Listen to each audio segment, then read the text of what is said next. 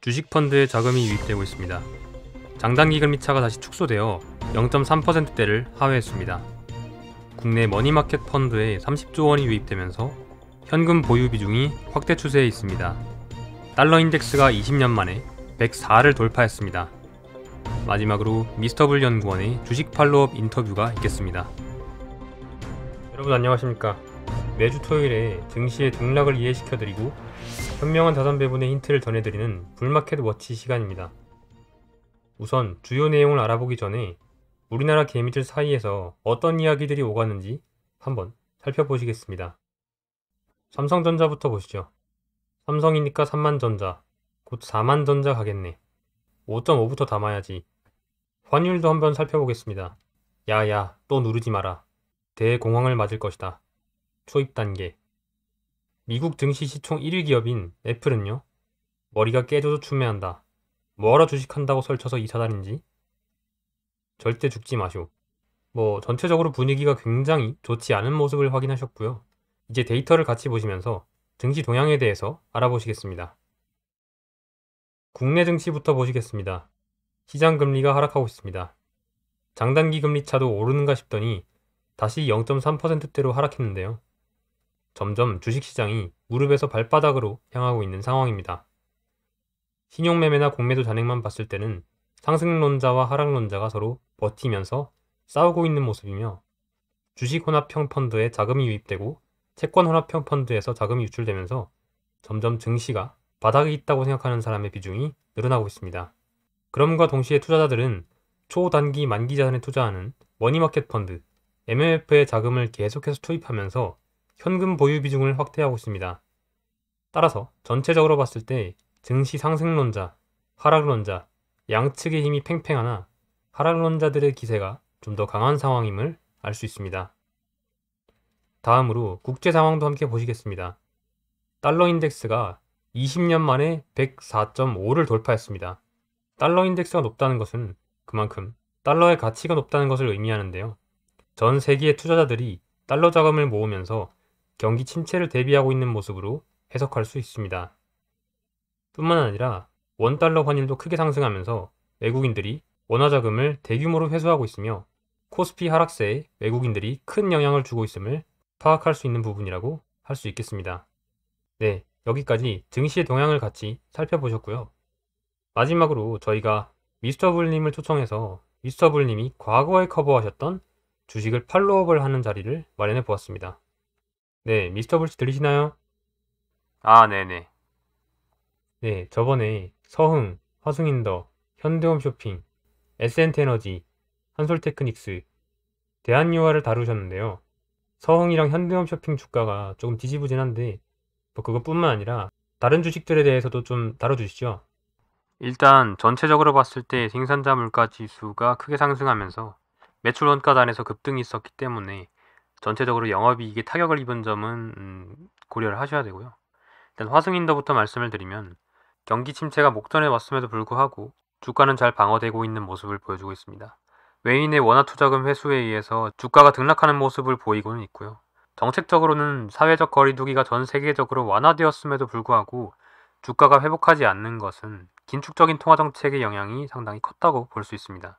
지난 4, 4분기의 적자는 화승인더의 주가를 좀 더 매력적으로 만들어주는 요소였으며, 그럼에도 불구하고 여전히 화승인더의 펀더멘털은 건재한 상황입니다. 서흥에 대해서 말씀드리면 해상운임은 계속해서 하락을 하고 있죠.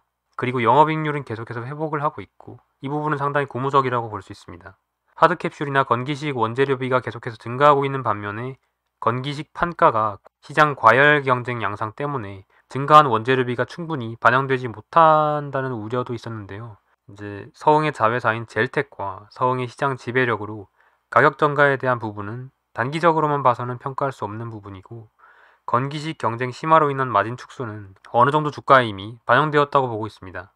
서흥이 앞으로 어떤 건기식 전략을 짜는지는 두고 봐야겠지만, 여전히 건기식 경쟁사의 밸류에이션과 비교했을 때 서흥의 밸류에이션은 매력적이라는 의견입니다.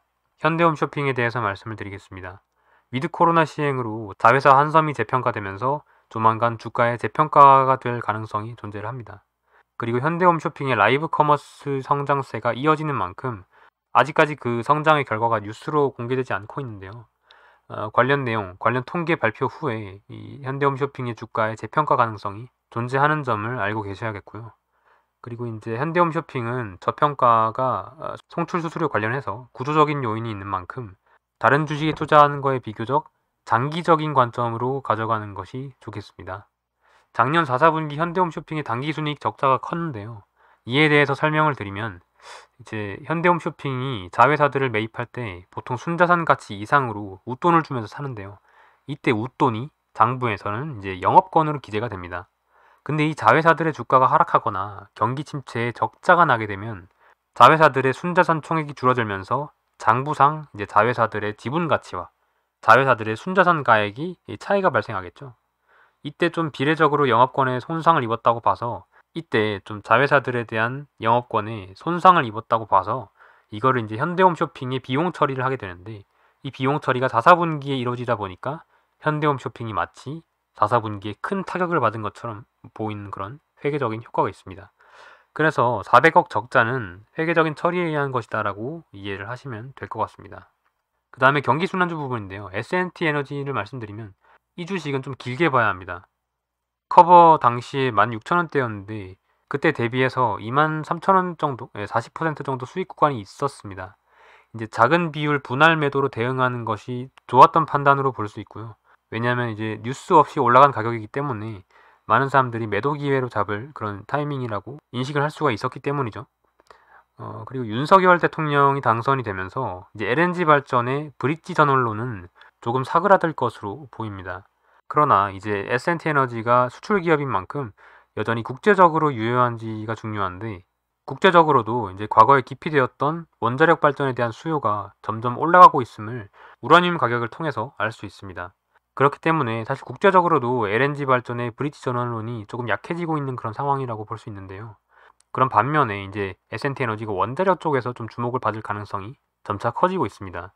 근데 이제 이 S&T에너지의 어닝이 실질적으로 이제 원자력 발전소와는 그렇게 큰 관련은 없지만 실질적으로 시장에서 원전주로 평가받는 만큼 세계 원전 관련 뉴스를 주시를 해야겠습니다. 그리고 2026년까지의 원유정제소 증설 이슈는 여전히 유효를 하고요. 이제 관련한 어닝 상승이 주가를 주도할 것으로 보입니다. 그다음에 한솔테크닉스나 대한유화의 경우에는 팔로우팔 요소는 딱히 없는데요. 근데 이제 대환유화의 경우에는 나프타 에틸렌 스프레드가 최근에 많이 하락을 했죠. 그래서 이제 점점 더 심리가 악화되고 있는데요. 그러면서 계속적으로 매력적인 주가가 되어가고 있다는 점 유의를 하셔야겠습니다. 네, 이상입니다. 네, 말씀 감사드립니다. 네, 그럼 이것으로 5월 14일 불마켓 워치는 여기서 마무리 짓도록 하겠습니다.